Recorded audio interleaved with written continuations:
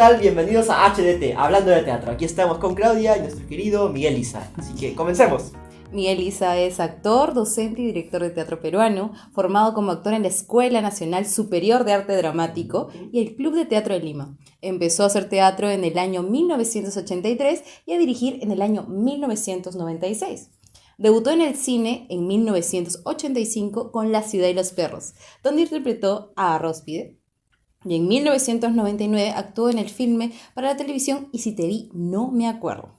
Ha participado en otras películas como Rosa Mística, Caiga quien caiga y Larga distancia. En televisión ha participado en producciones como La Lola, La Perricholi, Junta de Vecinos y en teatro en obras como Barrio Nuevo, No hay que pagar, El señor Armán y Alias Garrincha, además de dirigir diversas obras. Actualmente se desempeña como director y docente de El Colectivo del Bardo. Y bueno, Miguel, ¿cómo te encuentras? Bien, con calor. Oye, hace calor acá, ¿no? No, es el café, está bien. Pero contento de estar acá. Muy bien, muy bien. ¿Qué te parece, Clau, que empezamos las preguntas? Por supuesto. El día de hoy vamos a hablar de la obra El día de la luna. Nada menos. Cuéntanos, Miguel, ¿cómo llegó este texto a tus manos? Pues estábamos haciendo los de arriba y los de abajo. Ahí fue. Con Eduardo ya nos conocíamos de La ciudad y los perros. Habíamos trabajado juntos ahí. Nos hemos cruzado un montón en la vida de ese momento. La ciudad y los perros la hicimos en el 84 y los de arriba y los de abajo fue el 92. Ya nos conocíamos hace bastante tiempo. Y trabajábamos además con Carlín, con Carlos Alberto Carlín y con Lorenzo Castro. Los dos estaban en la serie. Y un día llegó Carlín diciéndome que Eduardo le había regalado un texto, que era El día de la luna, ¿no? Entonces, y él me dijo, ¿lo diriges? Y yo, nunca dirigió nada, la primera vez, a ver, ¿de qué va? Y la leí y dije, ya, al toque. Entonces, es una especie de regalo que le hizo Eduardo a Carlín, ¿no? Un regalo teatral, obviamente, ¿no? Hermoso. Sí, claro, es un textazo, es una de las obras más importantes de la última parte del siglo XX. Digamos que la temática gira en torno a relación padre-hijo, ¿no? Que es uno de los temas más tocados por la dramaturgia peruana, sobre todo en la segunda mitad del siglo XX. Por alguna razón, y eso lo explica Roberto Ángeles en el compendio de obras que hizo, por alguna razón la temática padre-hijo está muy presente en la dramaturgia peruana. Y no me acuerdo quién fue el que dijo que tiene que ver un poco con la ausencia de una figura paterna, y no necesariamente en la casa, sino en el país. O sea, los últimos 50 años han estado marcados por pésimos presidentes de la República, ¿no? Entonces hay como una carencia de padre de la patria, digamos. Entonces hay muchas referencias a esta relación en la dramaturgia peruana.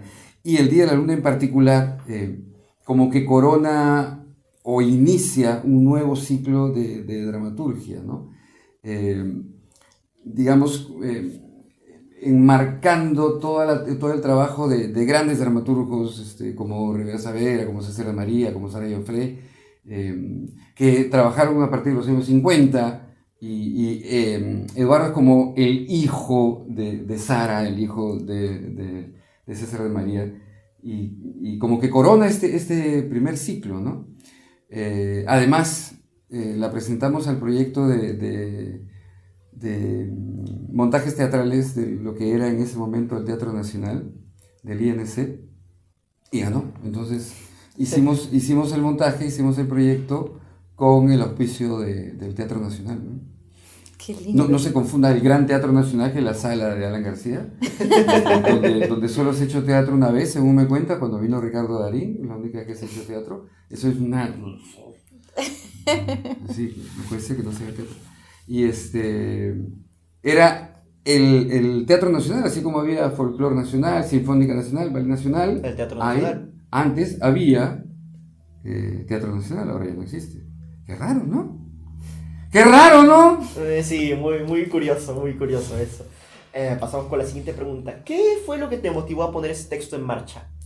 ¿O hubo alguna razón en específico? Eso, básicamente, en realidad, la relación padre-hijo. O sea, para mí, por alguna razón, es uno de los temas que más moviliza a la gente. La razón creo que es muy simple. Todos tenemos un vínculo afectivo con nuestros padres, sea positivo o sea negativo, ¿no? Es muy fácil identificarse con la problemática padre-hijo. Para bien o para mal, ¿no? Porque, a ver, yo siempre digo que la gran función de los padres es cagarle la vida a los hijos, ¿no? O sea, para mí eso es básico. El padre que no le caga la vida al hijo no ha hecho su tarea. ¿Por qué? Porque el padre siempre intenta formar a sus hijos desde lo que él aprendió, desde cómo fue formado, o todo lo contrario, lo que fue formado. O sea, siempre trata de darle al hijo lo que cree que es mejor. Y casi siempre la caga, ¿no? Porque los tiempos cambian y lo que ellos aprendieron o lo que quisieran desaprender, Todo eso tratan de evoluciona. inculcárselo a los hijos. ¿No? La clásica, no estudies teatro, estudia, ¿no? Otra cosa. Derecho. Claro, claro. ¿No es cierto? Por Claro. supuesto. ¿No? ¿Cuánta gente ha estudiado otra carrera porque su papá los ha obligado, ¿no? De hecho, los padres no lo están haciendo por hacerle daño a los hijos. Lo están haciendo porque aman a sus hijos y quieren que tengan lo mejor. Pero le cagan la vida porque lo frustran, le cortan sus aspiraciones vocacionales, etcétera, ¿no? Y así como todo, ¿no? El padre que quiere casar a la hija con el que tiene plata en lugar de con el actorcete ese, etcétera. Entonces, todos tenemos un vínculo muy particular con nuestros padres y contar la historia de una relación padre-hijo es contar la historia de la humanidad, ¿no? Entonces, creo que a partir de eso hicimos un esfuerzo por contar la historia del Perú desde la visión de este padre y este hijo, ¿no? El Día de la Luna es la historia del reencuentro de un padre con su hijo, después de que el padre abandonó al hijo cuando éste tenía 11 años, ahora lo encuentra con 26, y es un encuentro casual, además, nadie se lo esperaba, el chico está viajando, él trabaja en una compañía de teléfonos celulares, que en ese momento, en su época, era la gran novedad, ¿no?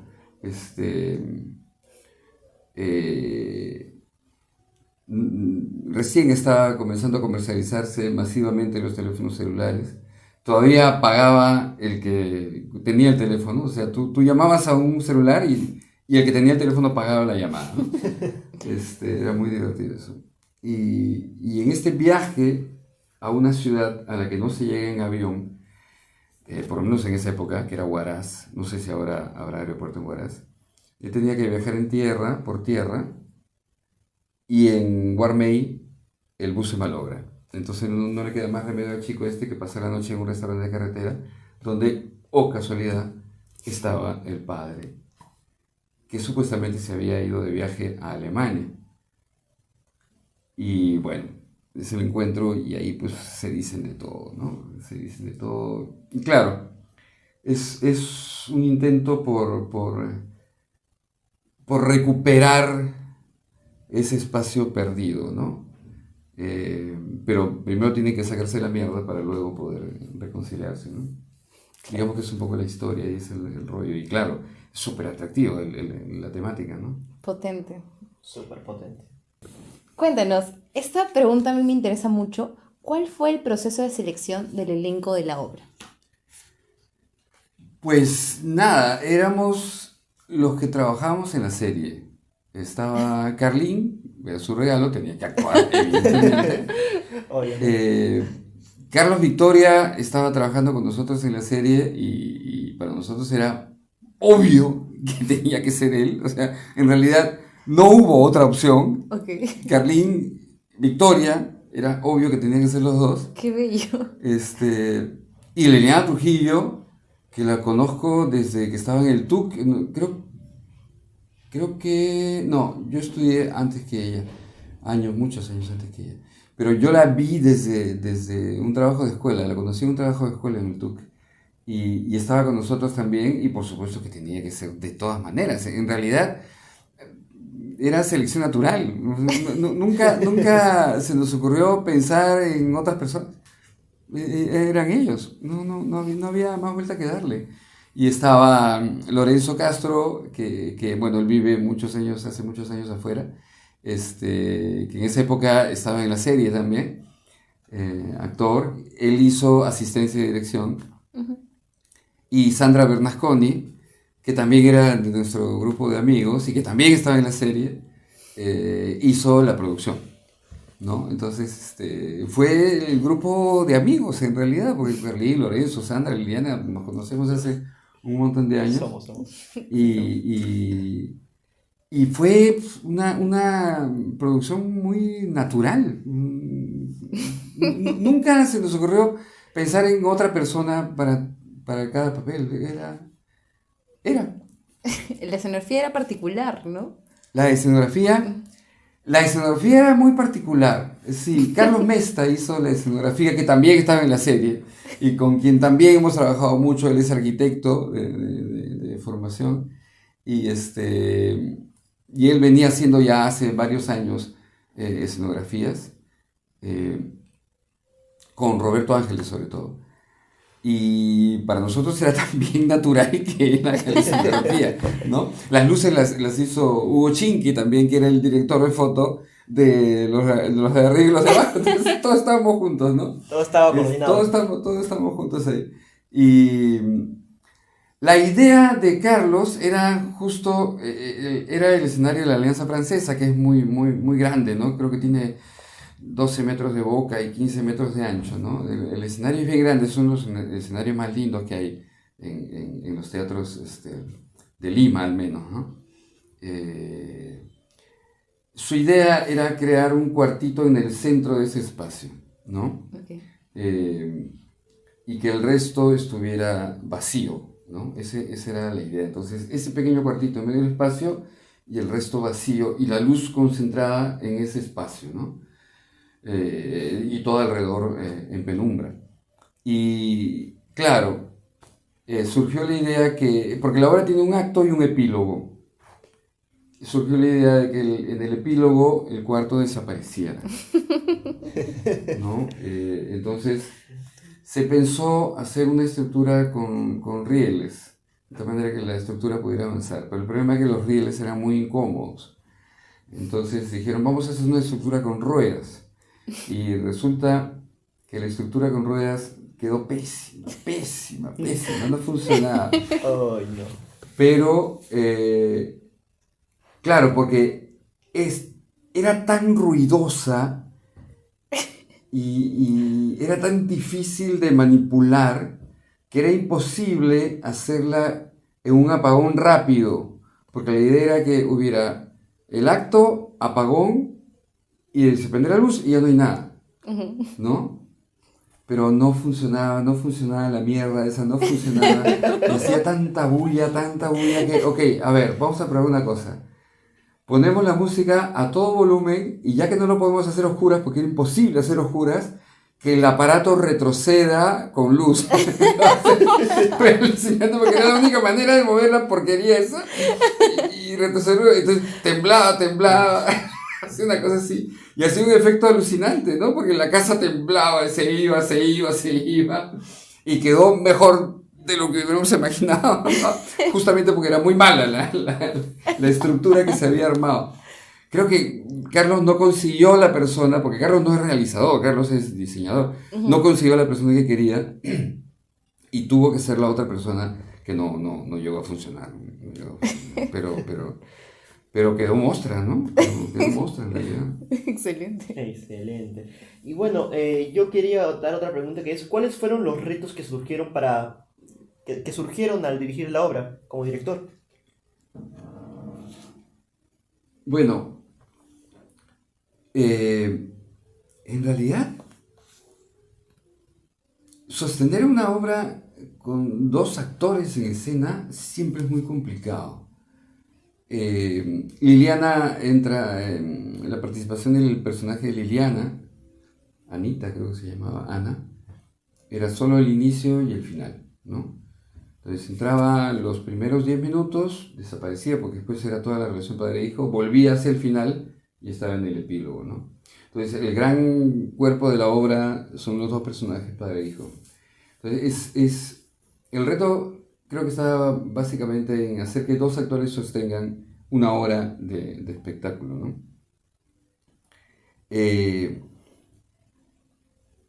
Y sin hacer show, ¿no? Porque si hace show es falso. No, tenemos que ver a estos dos realmente tratando de arreglarse, ¿no? ¿Cómo diablos van a hacer para arreglarse estos dos? El padre lo había abandonado, el chico había vivido en el abandono todo el tiempo. ¿Cómo diablos va a querer relacionarse con este tipo? Que le cagó la vida, ¿no? Y a pesar de eso, yo fui más terco todavía. Sorpresa. E hice que durante el largo momento de la obra estuvieran solo parados, frente a frente, sin moverse. Creo que eran como 10 minutos que están parados frente a frente sin moverse. Porque es cuando se reconocen, ¿no? Se reconocen y hacen que la chica se vaya. Se reconocen y se quedan parados ahí. Y son como 10 minutos que están parados. Y Lorenzo me decía, ¿quién se aburrido? Están parando. ¿Cómo va a ser aburrido? No se pueden ni mover, están inmóviles. Y funcionó muy bien, funcionó muy bien. De hecho, todo eso salió de una improvisación que hicimos, que duró como 2 horas.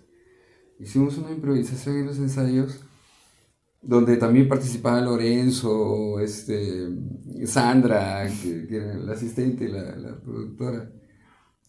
Y ahí salió eso, porque en esa improvisación estuvieron los dos sentados,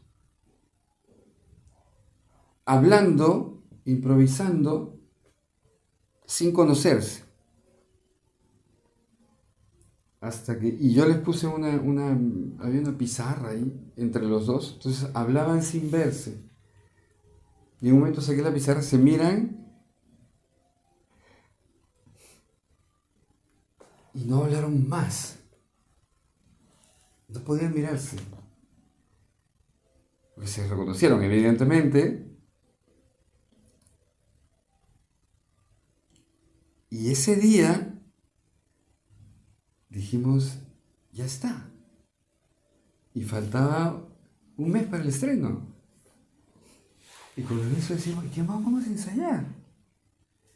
Y adelantamos el estreno.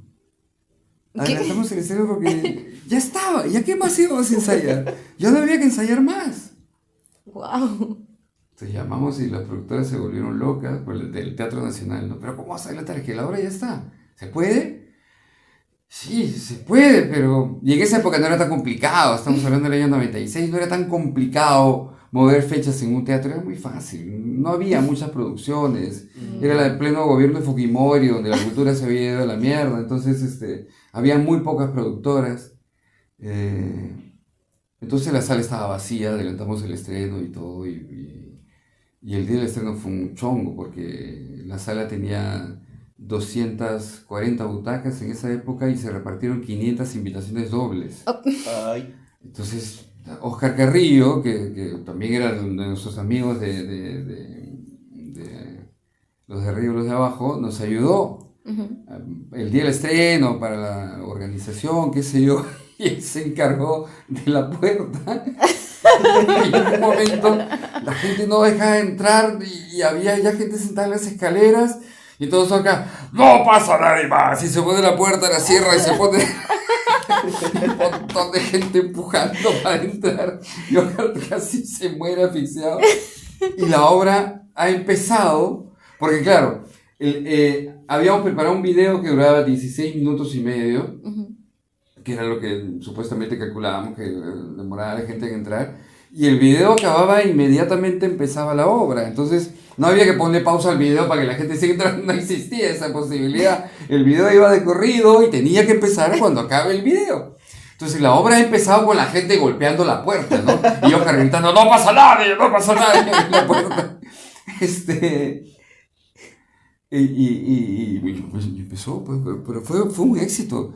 Fue un éxito de todo tipo, ¿no? Dramatúrgico, porque fue, como te digo, la coronación de la dramaturgia peruana de los años 90. De público, porque la gente se pegó mucho con el rollo, fue un éxito. Para ellos, actoralmente, fue un súper éxito, ¿no? Y pues fue el mejor bautizo como director que te puedes esperar. Imagínate, funcionó muy bien todo lo que habíamos pensado funcionó muy bien. De hecho, no soy yo el creador, o sea, yo solamente, digamos que recogía las ideas de todos, ¿no? Pero fue un trabajo muy lindo, tanto es así que con la pandemia, creo que fue el mismo Carlín o Carlos Victoria que me dijeron, puta, hay que hacer una lectura, todo el mundo está haciendo, hay que hacer una, hay que hacerla, que van a hacer, creo que se cumplían 25 años. 25 años del estreno del Día de la Luna, entonces, ya, hay que hacerlo ya. Wow. Grandes memorias. Sí, es que fue espectacular. Qué lindo. Y bueno, vamos con la Ya no hay siguiente. más preguntas, ¿no? No, hay ¿Ya? más preguntas. Hay No, más todavía preguntas. falta, Hay hay más más. preguntas. Y me surgen más preguntas que, bueno, para un próximo segmento, pero vamos a seguir la pauta. Próximamente.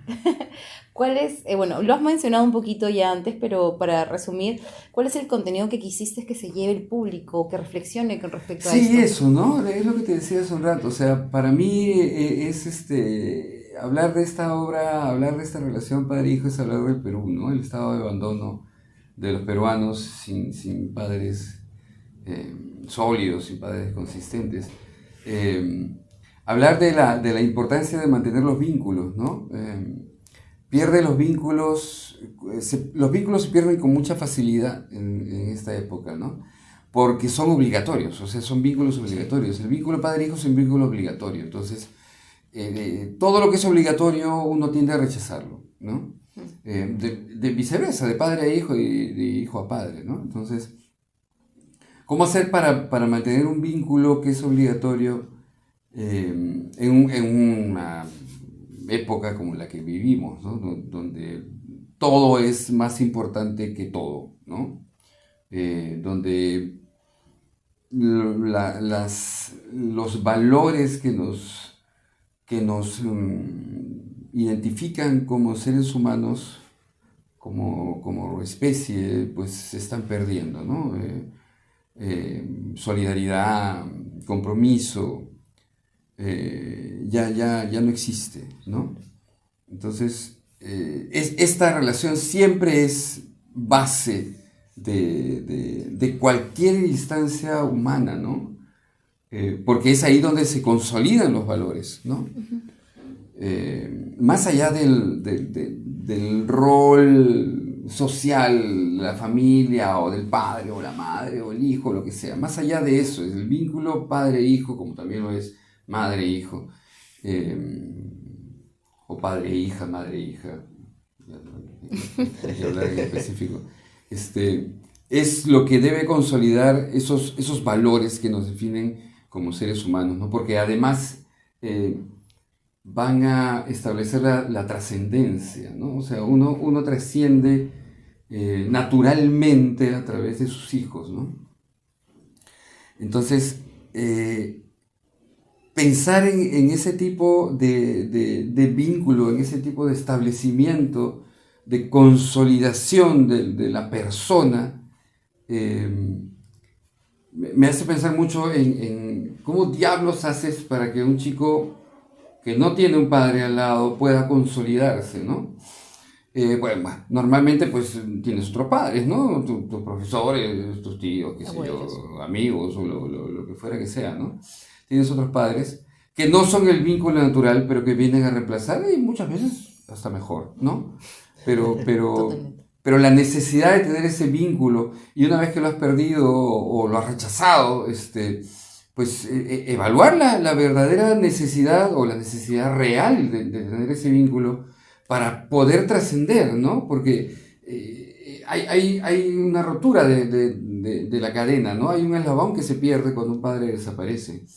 después se reemplaza, o qué sé yo, sí, pero el vínculo debería mantenerse. Claro, tienes que volver a crearlo, tienes que volver a establecerlo, tienes que volver a definirlo, volver a diseñarlo, lo que fuera, porque el padre siempre va a ser uno, ¿no? Siempre va a ser uno, sea biológico o no, o sea, sea el de verdad o no, o sea el postizo, el reemplazo o no. Finalmente establece, pero genéticamente hay una trascendencia y hay que recuperarlo como sea, creo yo, ¿no? Como sea, como imagen a veces incluso, o como recuerdo y ya está. Es muy difícil pensar en... ¿Quién liberó al Perú? ¿Quién liberó al Perú? ¿No sabe quién? ¿Quién hizo la independencia del Perú? Ah, ya. Nos fuimos más allá Sí, de lo estábamos evidente. empezando. ¿Quién hizo la independencia? Don José de San Martín. ¿Solo él? Bueno, conjuntamente con Bolívar, y bueno, si nos ponemos más técnicos, se cerró en 1824 con la capitulación de Ayacucho. ¿Quién está comandando el ejército de Ayacucho? Ya, y sí, ya no lo logré. Bolívar también. Claro. Pero, ¿qué peruano estuvo en la independencia del Perú? Ah, ok. ¿Alguien se acuerda? No realmente. ¿Ves? No tenemos padres. Somos un país huérfano. ¿Me explico? Uy. O sea, era gente que viene de afuera. Qué crack. Ahora, ¿cómo le explicamos a la gente de afuera eso? No, la gente de afuera no le interesa. A quien nuestra le debe gente. interesarle es a nosotros. O sea, nunca hemos tenido un padre biológico. Hemos tenido padres postizos, siempre. Y la independencia fue impuesta en el Perú. La independencia no fue un deseo de masas, no, fue impuesta. Porque el único país que no estaba liberado de la corona española era el Perú. Y tuvieron que venir de Argentina y tuvieron que venir de Venezuela para sacar a los españoles, porque los peruanos no querían. No querían que haya independencia. Es así. Entonces, este país nació, Sin padres. claro, a la fuerza. A la fuerza. ¿No? Entonces, ¿cómo diablos fundas un país y cómo diablos esperas que un país funcione como país si nadie lo engendró? Es un engendro. Hay una obra, Nuestra Señora en las Nubes, que habla justamente de eso, ¿no?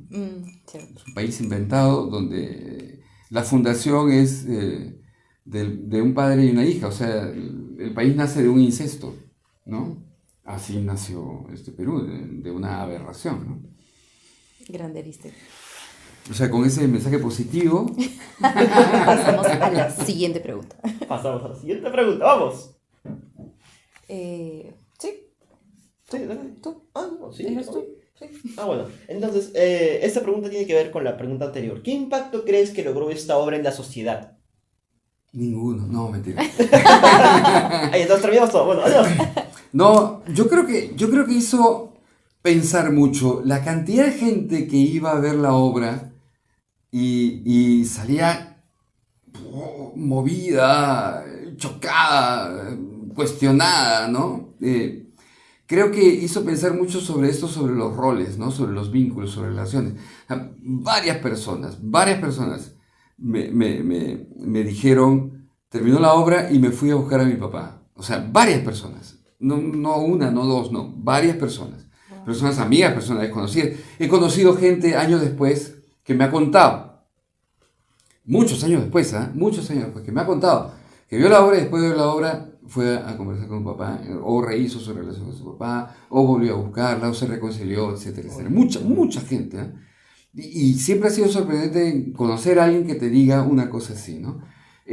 Más allá del efecto inmediato, creo yo, porque el efecto inmediato directo es la temática, evidentemente, el vínculo con los padres.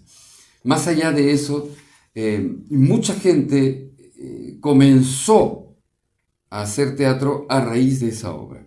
O sea, el encuentro de una dramaturgia joven, de un elenco joven, porque Carlos Victoria era joven en ese momento, a pesar de que hacía el personaje del padre, igual era un padre joven, ¿no? Él tenía 45 años en ese momento. Carlín tenía 25, 26, la edad del personaje. Liliana un poquito más, 27. era un elenco joven, era un director joven, era dramaturgia joven, la producción era joven, era un teatro nacional joven. O sea, era el producto de una movida joven. Además, contextualizada con la situación del Perú en ese momento. Fujimori ya estaba en su segundo gobierno, ya se había establecido la dictadura muy abiertamente, ¿no?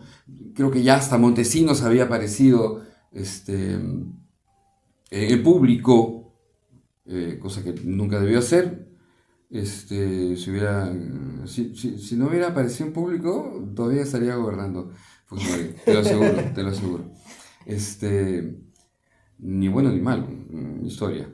Entonces, la gente de la época, el público de la época, se sintió identificada, como digo, no solamente con la temática en sí de la obra, sino con un movimiento que podía representar el renacimiento del teatro, ¿no?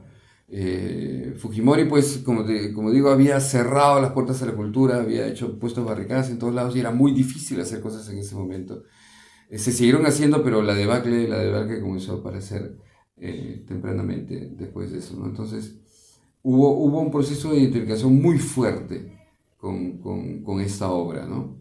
Y como te digo, mucha gente decidió hacer teatro a partir de esa experiencia, ¿no? Entonces, creo que sí, creo que causó un fuerte impacto en diferentes instituciones de la sociedad, ¿no?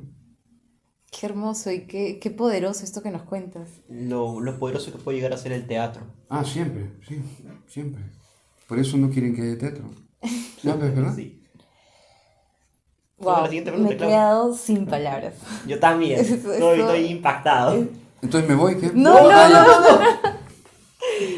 Bueno, esta pregunta se responde un poco también con lo que nos has dicho, pero ¿por qué crees que esta obra sería aún vigente hoy en día? Porque no ha cambiado nada. Porque el Perú sigue patas arriba, porque los vínculos se siguen rompiendo, es sistemático, ¿no? Esto que te hablaba hace un rato de los valores, ¿no? Yo hago talleres de actuación desde hace 7 años. Y para mí siempre lo más complicado ha sido el compromiso de la gente. O sea, la gente ya no está acostumbrada a comprometerse. Y en un momento me di cuenta, espérate, acá hay un problema más grave todavía. Entonces, lo que hice fue preguntarles, ¿qué es compromiso? Hice entre los alumnos que tenía y después grupos a donde iba a hacer conversatorios, les preguntaba lo mismo. ¿Qué es compromiso? Y todos hablaban de cosas personales. Entonces, el compromiso ahora es conmigo. O sea, el compromiso ahora para la gente de ahora es consigo mismo. El compromiso ya dejó de tener un vínculo con los demás. Ya nadie se compromete con los demás. La gente se compromete consigo mismo. Entonces, bueno, y eso es el gran trabajo que hizo la dupla Fujimori-Montesinos. Cambiarte la manera de pensar y hacerte pensar que lo único que importa eres tú y que tienes que dejar de pensar en tu entorno, tu sociedad, tu país. Eso no importa, olvídate de la política es un asco y claro, lo único que está generando es el desinterés por tu entorno, ¿no? Entonces ya no te preocupa nada, solo tú. Entonces así evidentemente ningún proyecto social va a funcionar, porque cada uno está pensando por su lado, ¿no?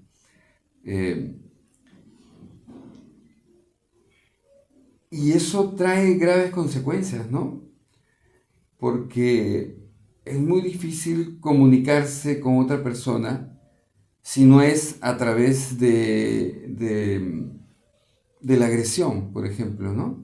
Y eso lo vemos en el cotidiano, ¿no? Las redes son nidos de agresión, donde ya no importa ni la idea ni el concepto, lo importante es tratar mal o acusar o denigrar o cancelar al otro. Una frase que me acuerdo que se puso muy de moda en esa época, que la instalaron los políticos desde la bancada fujimorista es: tú puedes decir no, y no importa si no tienes razones. Porque el problema es que siempre te dicen no, pero ¿por qué? Y tú no sabes decir por qué. Tú tienes todo el derecho a decir no sin saber por qué. Y eso entró muy fácil en la cabeza de la gente. Y la gente comenzó a cancelar todo sin tener ninguna razón. No, no. Y se sentían fuertes y libres y con voz. Porque decían no, no a qué. No me importa, no. Y es verdad, ¿eh? No es mentira. Entonces, la gente ahora piensa así. Por eso cuando hay caza de brujas en las redes, todo el mundo dice, sí, este es malo, y nadie sabe ni siquiera de qué están hablando. Ni siquiera saben de quién están atacando. No, ni siquiera. Y toda esta fiebre de Laura Bozzo y Magali, que era parte de la parafernalia fujimorista, tenía esa línea de trabajo: cancelar, fustigar, todo cortinas de humo para que la gente no pensara, ¿no? Pero todo tenía esto detrás: no, este es malo, ¿no? Y a partir de ese momento los noticieros se llenaron de noticias amarillistas, ¿no? Sexo, sudor y sangre. Y los noticieros han dejado de ser noticieros hace muchos años, ¿no? Hace muchos años que los noticieros dejaron de ser noticieros. Ahora ya no hay noticias, ahora todos son líderes de opinión. O sea, cualquier tipo que da noticia no está diciendo lo que pasó, está dando su opinión sobre lo que pasó. Ayer escuchaba esto de la gasolina, y el tipo que estaba dando la noticia decía, claro, ¿cómo vamos a hacer? Tenemos que, no puede ser que suba tanto, ¿no? Es imposible que esté... ¿Qué diablos habla? Es un noticiero, no es un programa de opinión. ¿Por qué tiene que estar diciéndole a la gente lo que tiene que pensar? Y así funciona todo ahora. Te están diciendo lo que tienes que pensar. El teatro siempre ha sido un antídoto contra eso, ¿no? Porque el teatro te hace pensar, te hace elaborar, te hace sensibilizar. No sé si estoy respondiendo a tu pregunta. No, ya ni me acuerdo de la pregunta. No, justo estamos pasando a la siguiente pregunta. Tiene que ver con todo lo que usted está mencionando ahorita. Sí, lo digo, sí, ya está bien. ¿Qué sientes que ofrece el teatro? Ya está. ¿Qué otras artes no? No, es que es eso, el teatro siempre te abre cabezas. ¿Cuál es la diferencia dialéctica del teatro con respecto a otras artes representativas? Primero, que la gran estrategia del teatro como arte es poner la verdad en escena, ¿no? O sea, es lo que todos los teatreros intentan hacer, con mayor o menor éxito, o con mayor o menor favor de la crítica o del público, ¿no? Pero todos intentan poner la verdad en el escenario. ¿Qué significa poner la verdad? Dialécticamente es un absurdo, ¿no? Porque en realidad todos sabemos que es mentira. Es una historia que no está sucediendo de verdad, donde los actores que están ahí no son los personajes, sino que son personas que representan los personajes, donde se representa una sala, un estadio, un cerro, un río, lo que sea, que sabemos que no está ahí, es mentira. Pero sin embargo, lo que estamos mostrando nos muestra una verdad. Estamos viendo cómo ese papá está tratando de recuperar a su hijo. Estamos viendo cómo ese hijo está tratando de encontrar la forma de recuperar a su padre a pesar del odio, a pesar del desazón, del dolor, de las heridas. El padre lo ve y no sabe qué hacer, trata de explicarle. Estamos viendo cómo se matan los dos tratando de recuperarse sin tener herramientas, sin tener la posibilidad.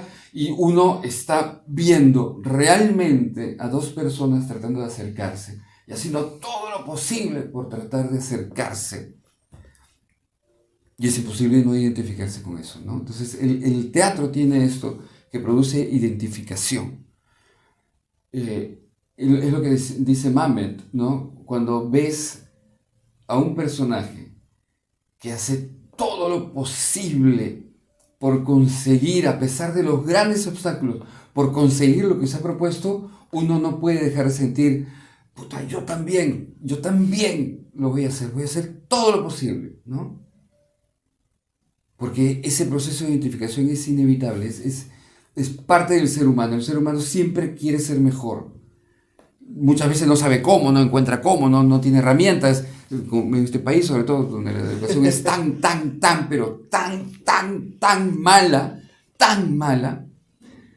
no necesariamente por mala, sino porque te hacen perder tiempo, ¿no? O sea, te obligan a ir a un colegio donde la educación es malísima, quizás estarías mejor en tu casa aprendiendo cosas, ¿no? Entonces, encima de mala es mala, porque no te deja aprender, ¿no?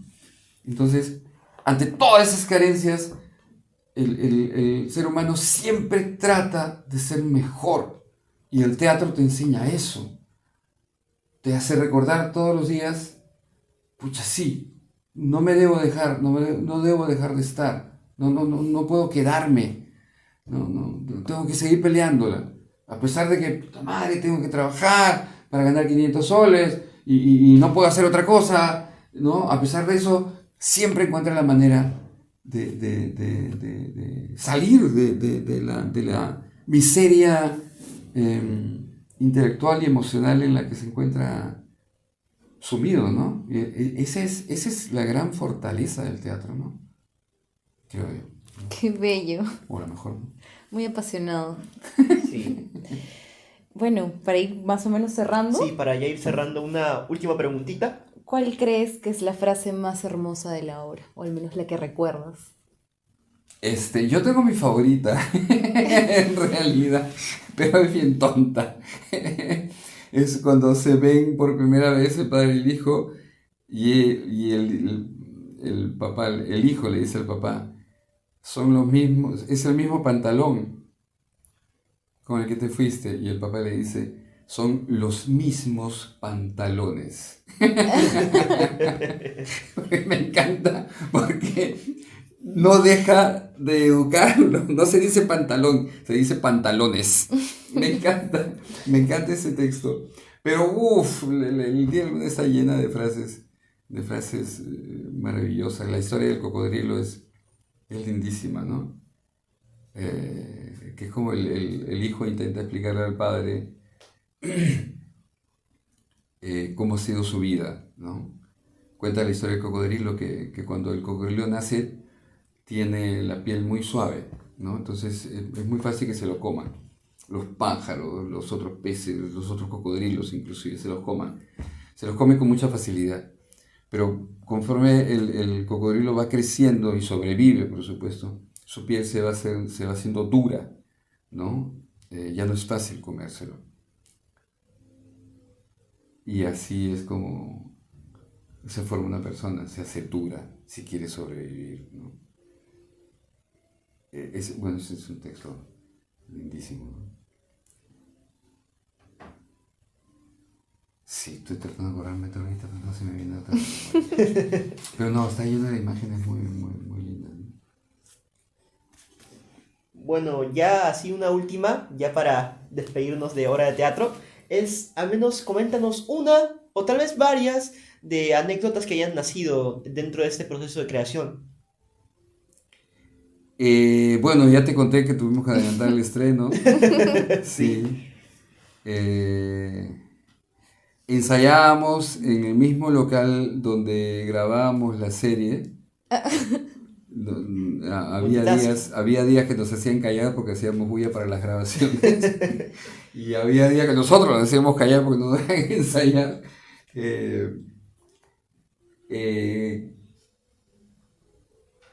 No sé, no se me ocurre ahorita. ¿Qué más? Bueno, hay una anécdota muy linda que no se puede contar. Qué pena, esa anécdota no se puede contar. No. Rayos. No, porque... Pero es linda, pero no se puede contar. Luego nos la cuentas.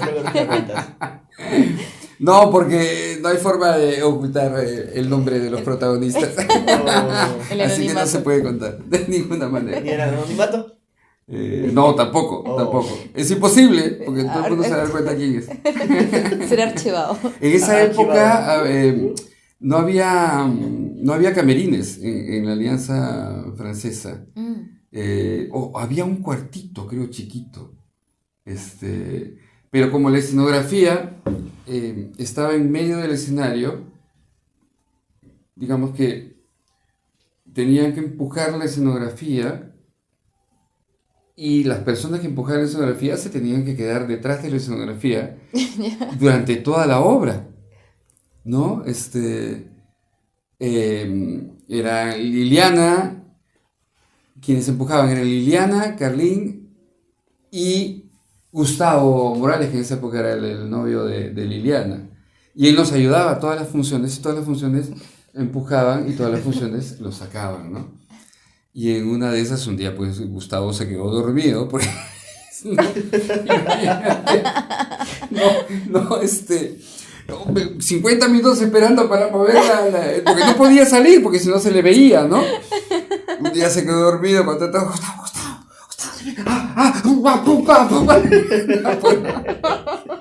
pobrecito, ¿verdad? Me había olvidado de esa. Gustavo Morales, lo máximo, Gustavo. Todas las funciones nos ayudó y todas las funciones se quedaba toda la obra ahí detrás de la escenografía.